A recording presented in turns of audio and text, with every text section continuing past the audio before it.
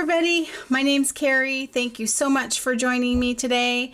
Today is October 19th, 2020. It's a Monday.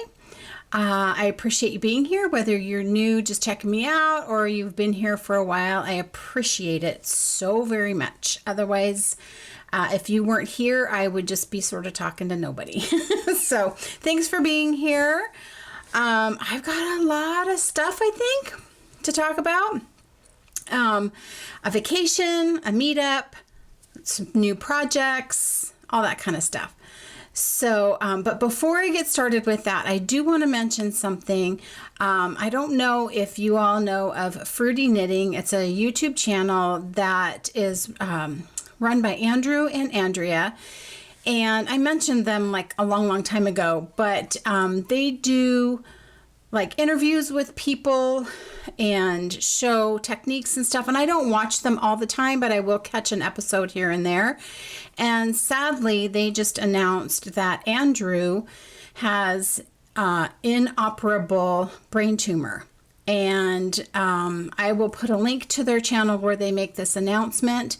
They are asking for people to, if you are a Patreon member, can't even say that, to continue to do so, even though they may not have as many episodes. I decided to be a Patreon contributor and just to help them out, because they are facing something pretty serious and they're going to have some insurmountable medical costs associated with it. I am hoping and wishing them well. I hope Andrew does beat this. If you don't have the means to help them financially, and you can offer a prayer, that's always good too. So I will put a link to their channel and to their Patreon page if you do choose to do that. I hope that you would find it in your heart to make a donation to help them out. I mean, because we're all in this community together, right?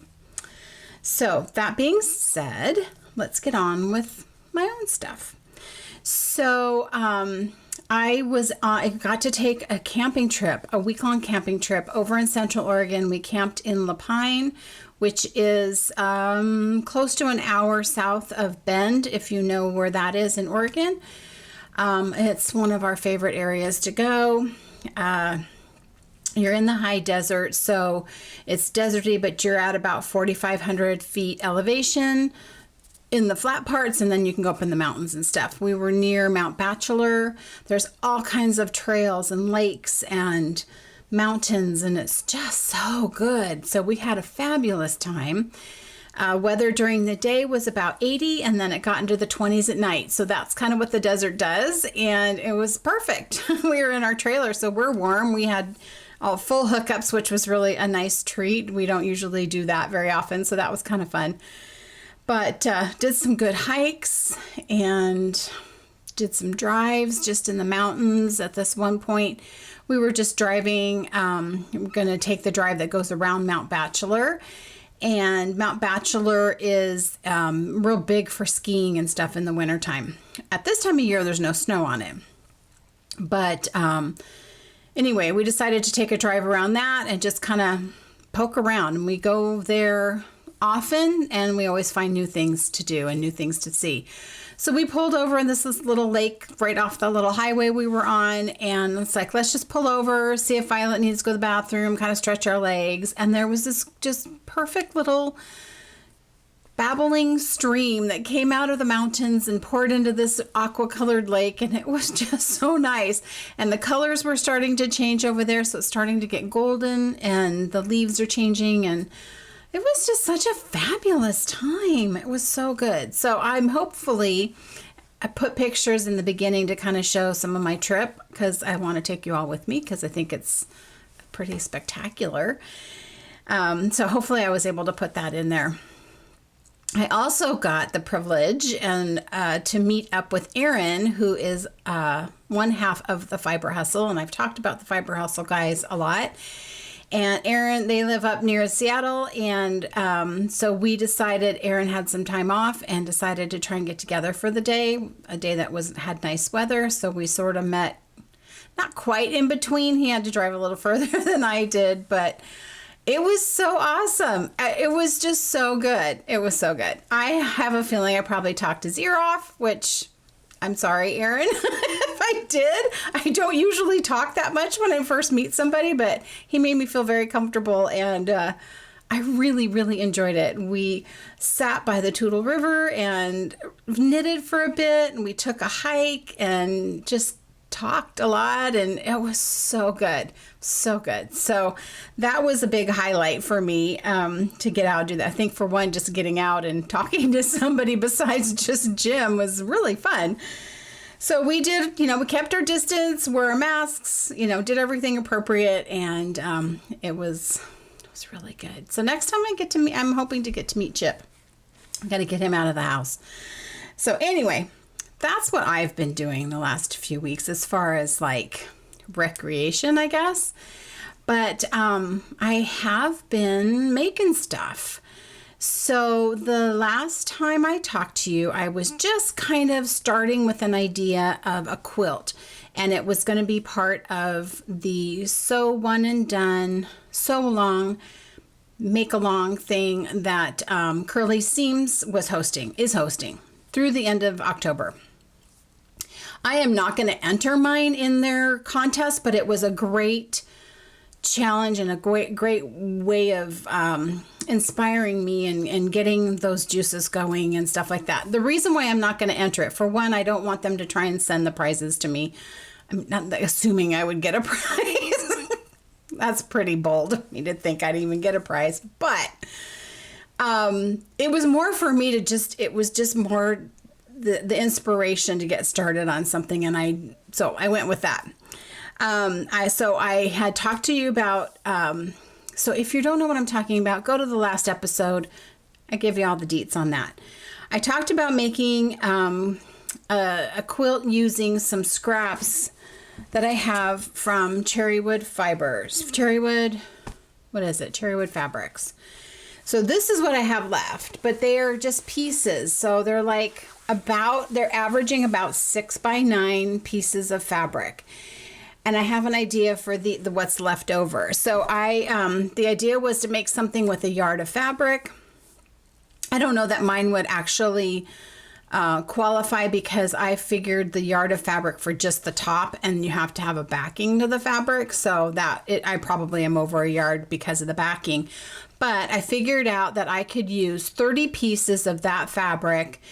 Square inch wise would give me a yard of fabric. So that was my parameters. That's what I started with in figuring out what I was going to do. Told you about my inspiration, all that kind of stuff. And so this is what I did. I can show you. I'm in the process of quilting it, and I'm hand quilting it, which I've never done. Hand quilting with big stitches. So it's big stitch quilting or something like that. So here it is. I have shown this on Instagram. My inspiration was to do kind of a sunset over a lake in the mountains. So hopefully that's what that translates into.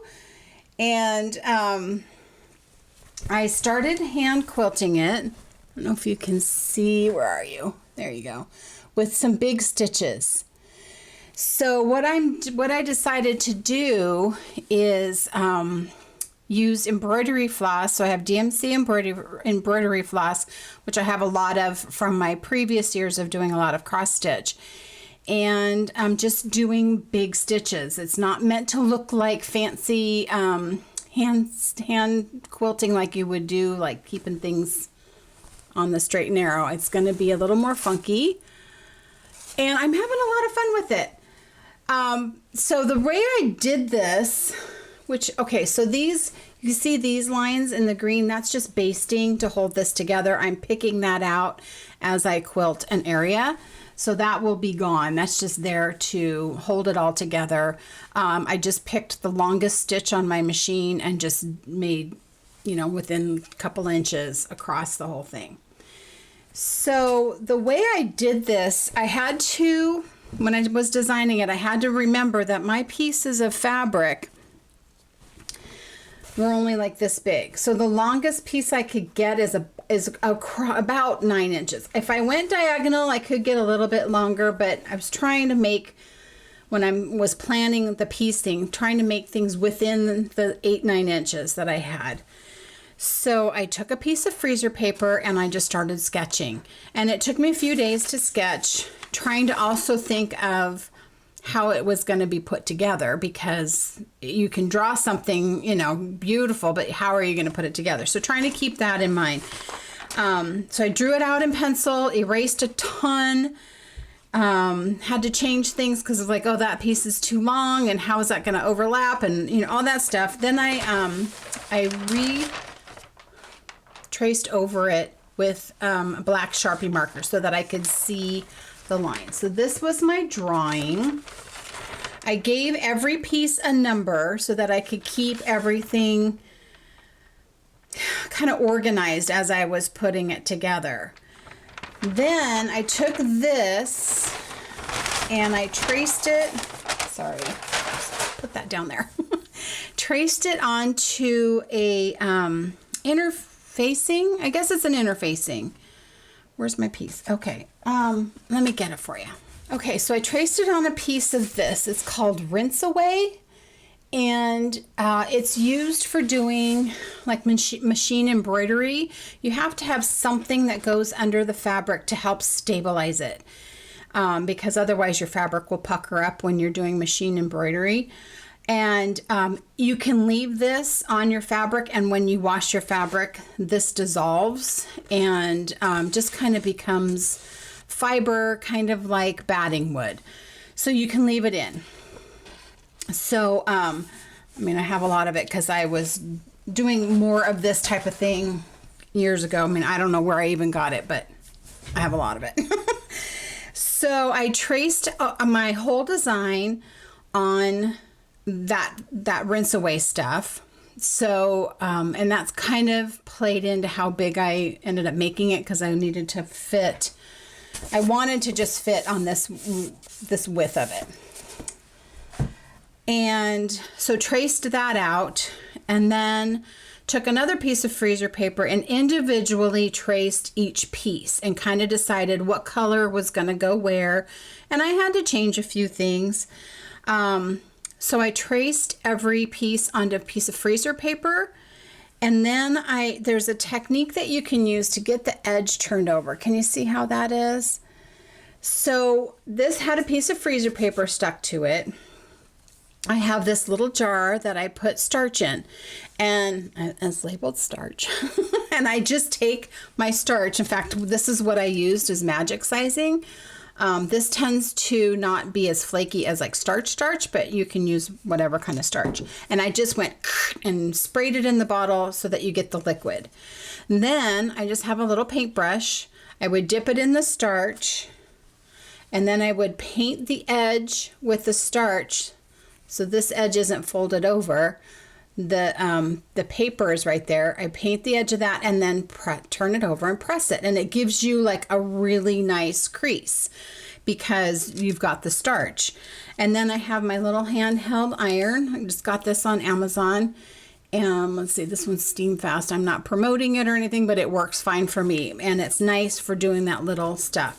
And just sat here and just one by one, each piece, did different colors and replaced colors like that didn't work and this works better, and kind of pinned it all onto that rinse away stuff. And then I just used my machine with monofilament thread, which I didn't bring. So it's just a clear, almost looks like fishing line, but it's like the thickness of a hair. It's super, super thin. And if you're going to do it, make sure you get poly and not nylon, because nylon melts. Poly has a higher heat resistance. And this is just my sample to see how long I wanted to make the stitch. And I just set my machine to a super narrow zigzag stitch so that when it zigzags, it just takes a little bite onto your applique piece and a little bite off, and it just kind of goes back and forth, and it gives you the look of being hand appliqued. And then as I got that, and I did even replace some of the colors. I wasn't sure when it was going together because I'm like, did it really look like my landscape that I wanted? It wasn't looking like I had visioned in my mind. And Lorelei had actually made a comment on a couple of pieces to switch on my mountain pieces. I had a couple of these that were more in a brown tone, and she suggested making them all green, and so I did. And that worked really good. So I just worked my way through that, pinning, and then when I got all the bottom part, like the lake and the mountains where I wanted them, I stitched all that down and then worked on the sky, switching things around, and colors that I thought didn't go in the right spot. And it's not my original vision, which I don't even remember what that is anymore, but I like it.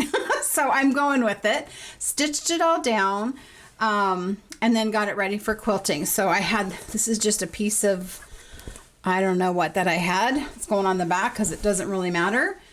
And a piece of batting, and I'm going to start quilting it, or I am quilting it.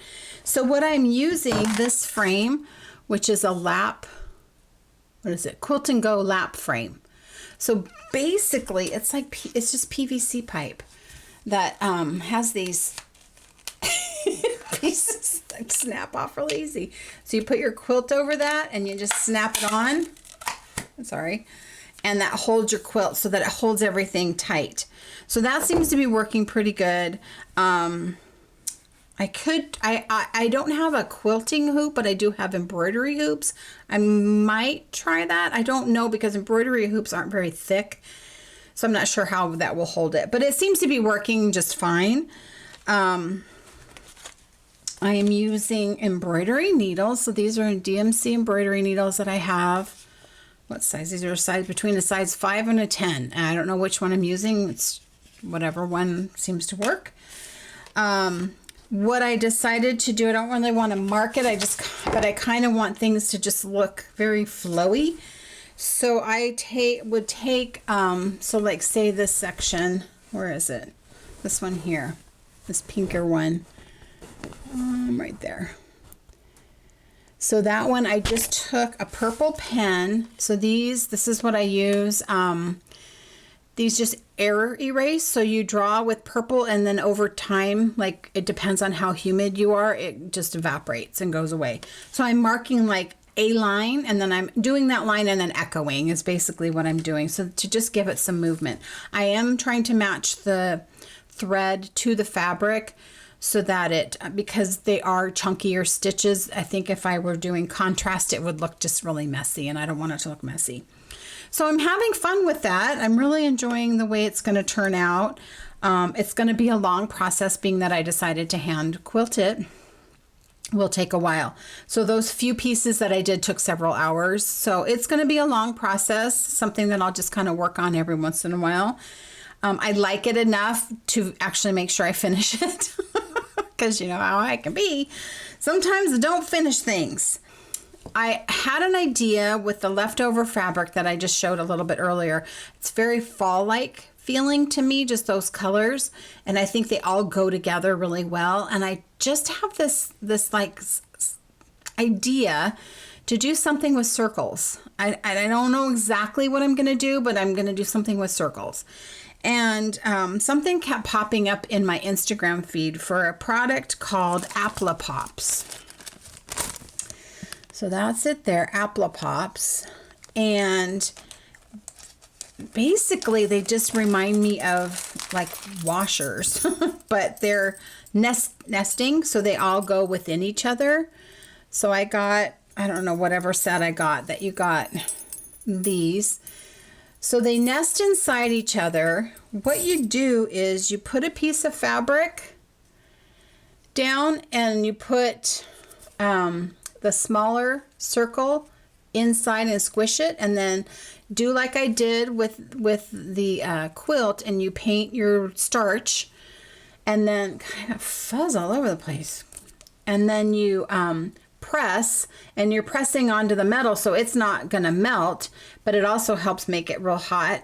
And then you just pop it out, and you've got a circle. So I would need to press, now that I've taken it out, press that down, but I've got a perfect circle.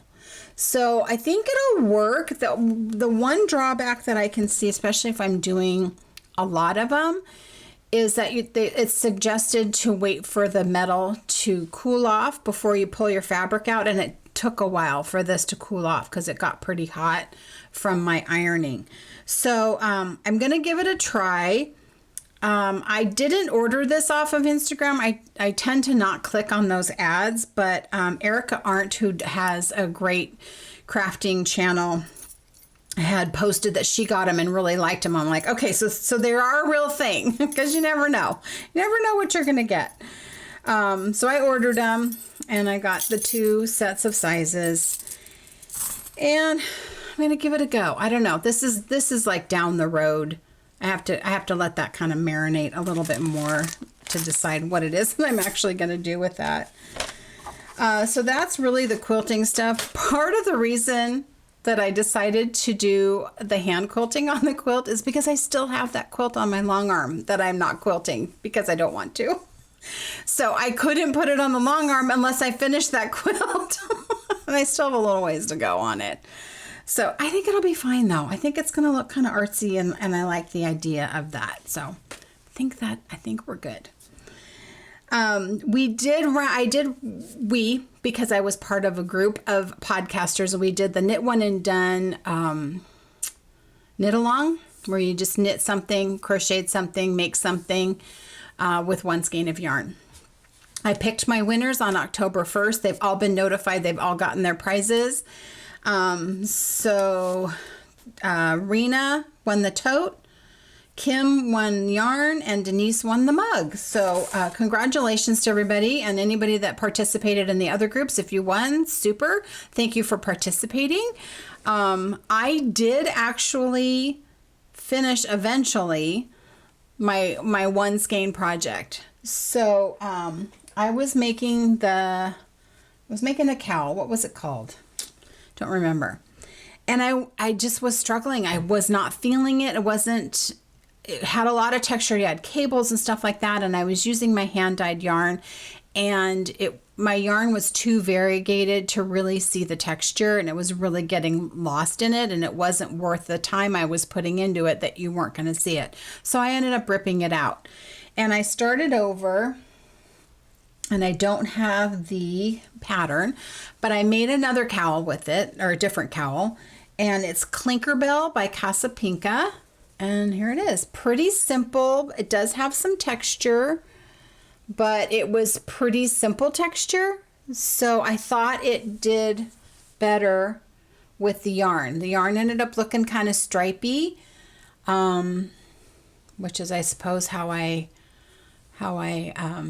wound it or spun it, but I like it. So it's just a nice cozy cowl, and I think this will be good for my morning walks when we start to get cold. We haven't gotten cold quite yet here.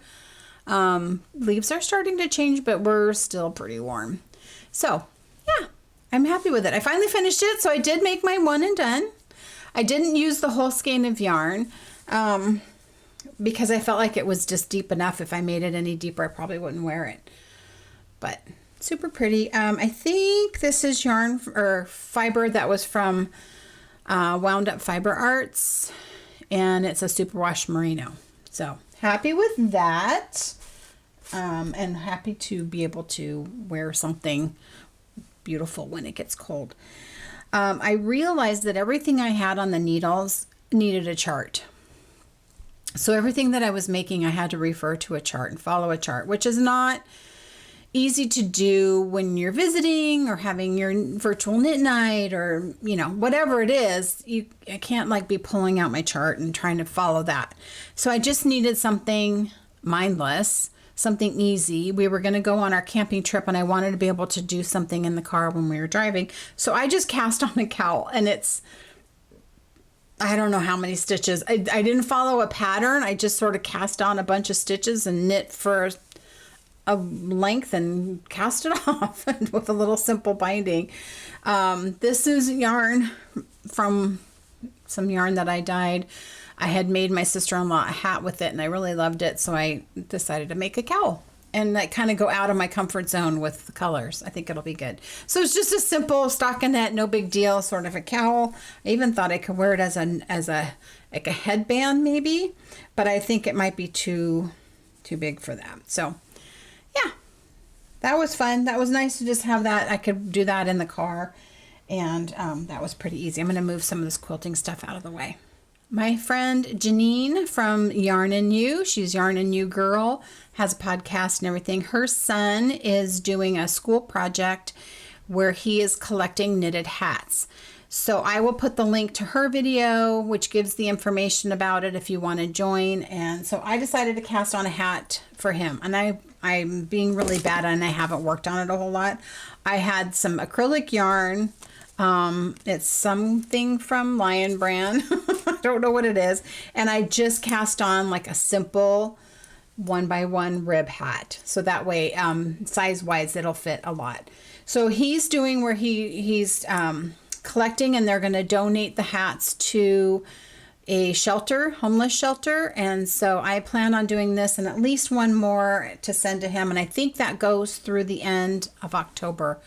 No, it goes to Thanksgiving, I think. Anyway, you can watch her video. She's got all the details for it. So if you want to support him, make some hats for the homeless, please check that out. I need to get more serious about doing that. I've slowly been working on my Alaska sweater. I feel like the color work has just been a slog for me. For one, it's a charted thing, so I have to really be where I can sit and concentrate on what I'm doing and get myself all set up with my chart and all that kind of stuff. So it's taking a long time. Now, I've talked about this before, so I'm not going to go into all the details. You can watch previous episodes if you're interested. So I'm going to try and show this without losing my stitches. I'm about 8 rows from being done with the color work, but my trees are coming along. They're getting there. So that's just the trees that go all the way around the bottom. I did do the jacquard knitting in the beginning because the distance between the tops of the trees was so far. I didn't want to try and catch floats that much. So let me show you what that looks like inside. So this part is where I did the jacquard knitting. And what's weird, I feel like it's weird, is like this isn't attached. It's its own knitted piece that's on the inside, but it gives it tons of stretch. So then up here where I could just float stuff because I'm looking at like 3 or 4 stitches or whatever, then I just switched to doing that. So kind of bizarre, but it worked. So in the front, it looks all good and it's like super stretchy and it should be just fine. So let me make sure I'm not losing stitches because there we go. Like I said, I got about 8 rows or so to do of the color work, and then then it goes into ribbing, and then I got to do sleeves still. This has been like the longest sweater. I think this has taken me the longest of any sweater I've knit, and I love it. I love the colors. I love the idea of the trees. It's just getting to that color work has just really slowed me down. But I'm gonna finish it, so I'm making myself do at least 2-3 rows of the color work before I do something more mindless so that I can get it done. So when I knew I was going to meet up with Erin, I thought, I don't have anything to knit that's not taking a chart. Everything I have to concentrate on. I can't just sit and knit. And so I thought, okay, let me look and see. And I found this pattern. I'm sorry, my color printer is missing one color, and so it won't print in any color. So it's black and white, but it's the Zorzal shawl. And so it's short rows. That kind of shows you do 2 different colors, contrasting colors. And I chose, this color is my main color. It's not just amazing. This is a skein that I've had for quite a few years by Savvy Skeins. She had come to Portland and did a trunk show, and I went to the trunk show Michelle, Leslie, Lori, the whole group, and it was downtown Portland, and we met, and I got that because it's pretty amazing. I had started to make something with it, and it was just not working out. The pattern, I'm sure, is fine, but I was struggling with it at the time. I'm going to try it again, but the stitches that were in it were real difficult for my hands to do. So I just put it aside and just like, someday I'm going to find something to do with it.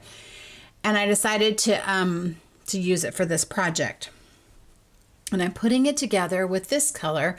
So this is one of my colors from back when I dyed, called State Fair. And I just felt like it was a good match. And so I did a swatch, just doing like some stripes and just to see how it knitted up and see how the colors went together. And I was so excited about it because I think it's just gorgeous. So you start with this striped section, which, oh, come on, right? It's so autumnal. And then you drop the contrasting color and you do a wedge of just your main color, which that's stunning.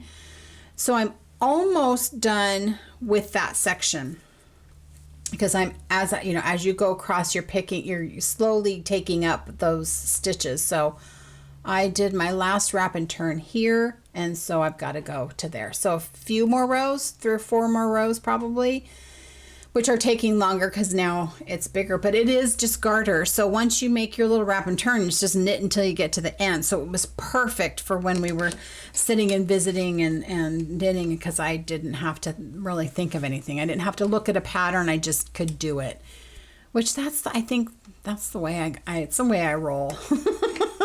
So I am so loving this project. Part of it is the colors, the yarn and the colors of the yarn.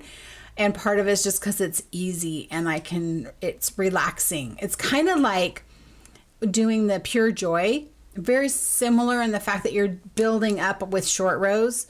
And then they show it also with tassels on the end. So I'm hoping I have enough yarn to actually do tassels, which I think would just be fun. It's not for everybody, but I think it would be fun. But this will be, it's just got all the beautiful colors in it. So this is Savvy Skein Pandemonium.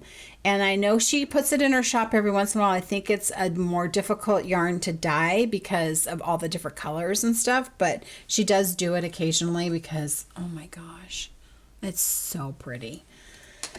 So that's been my favorite project. Those are really the only 2 that I've been knitting on. Besides starting the hat. Done a little bit of spinning here and there, but nothing too consistent. But I'm going to show you what I've acquired.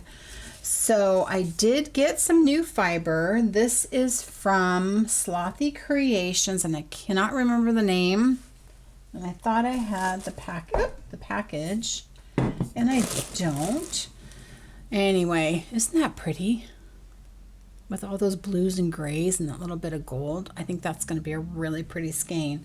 And then I got my last fiber from Nest Fiber, my subscription thing that I was part of. And it's called Glow. And she doesn't braid it. There you go. I thought, oh, that's good. That's real good. So that's going to be fun. Look at those colors. See, I just love anything with real saturated colors. But then again, not always, because this isn't real saturated. And it's funny because I really liked this when I closed up my shop, my Etsy shop, and I gave away a ton of yarn. I kept these because there was just like, there's something I'm going to do, and I have another skein of it. And it seemed real orange in the skein. But then when I caked it up, I'm like, nope, that's actually a little more tonal. So, I mean, that's not super saturated, and I love that too. It's just color. I gotta have color. Something else that was really super thoughtful is a viewer, Irina, thank you, Irina, and hello, contacted me and said, do you want this book? And it's machine knitting. It's old machine knitting book. I don't know the date because I couldn't find a date in here, but it's got a section of, I think the reason why she thought of me, because it shows you how to knit a sock. And you know, I've tried to do that on my flatbed machine, and it has a pattern for how to do it. But then what I loved was these old patterns. Look at that. I mean, like, it's got this cool old pattern. It's delicate because it is an old book. I have to show you the men's patterns because I think they're funny. Look at how he's modeling, and he's got a cigarette in his hand because that's super cool. With this little zipped sweater. So it's the man's sporty lumber jacket. So thank you, Irina. Again, that was really, really thoughtful of you to even think of me. And I'm going to try and do the socks. I have to really read the pattern because, you know, I have to try and understand how they do it, because I think Chevy Rell even mentioned like old patterns didn't go into as much detail as they do now. And so to just try and see if I can make that work. So I'm kind of excited to try that. And Aaron was like so sweet, and he didn't have to do this, but he brought yarn for me, which just made me so happy. And it's in my favorite color. So I got 2 skeins of Gray Drizzle Fibers, Superwash Merino. It's a worsted Aran weight, 150 yards each. So I have 300 yards, and I know exactly the pattern I'm going to do with it. Janine, who I mentioned earlier, she has a pattern that she gifted me for a cowl that uses exactly this weight and length of yarn that I've been wanting to make, but I didn't have worsted weight yarn. So I'm going to finish some other things first, and then I'm going to make that cowl with this. So I will be talking about that later when I actually do it. Okay, I think I talked about everything. I did try to make apple cider donuts. So Christy Glass does the whole tell me about your Rhinebeck sweater. And so she did a video. I haven't gotten all the way through it yet because it's really, really long. But she had people submit videos and stuff. So that's a fun thing to watch if you're interested. But she also had a video that she was going to make apple cider donuts. And so I thought, you know, you hear about people talking at Rhinebeck about the apple cider donuts, and I was just curious, and I thought, okay, well, you can bake them because I don't have a fryer. I don't want to fry them. And I thought, oh, that sounds good. So I look it up, find a recipe, and Robert had a donut mold, like silicone donut mold, so I could do the baking. Got that from them. Sprayed it, you know, silicone, so not supposed to be sticky, but it sprayed it with nonstick spray, made the recipe, baked them, and then went to take them out of the mold, and they just fell apart. I was like, that's not how that was supposed to go. So you're supposed to then brush them with butter, roll them in cinnamon sugar so they're like even sweeter or whatever. And I didn't even get to do that because they just kind of fell apart. Now they tasted fine, but it doesn't taste like apple. It just tastes like spice cake, like cinnamon spice cake. And it took about 20 minutes to reduce. You take apple cider and reduce it so that it becomes very concentrated. So I expected it to taste appley, and it has no apple flavor whatsoever. But they're good, and they're broken, and Jim's eaten them, and so it's fine. But it was kind of a fail. I might try it again. I don't know what went wrong. I'm sure several things. But anyway, I tried it. So it's kind of the beginning of the fall, you know, like baking and wanting to bake and have soup and all that kind of stuff that's starting. So that's all I have for you today. Thank you so much for hanging out and joining me and participating in the knit along that just closed up. It was really fun to see all your makes. So yeah, stay healthy, stay safe, and I will see you guys next time.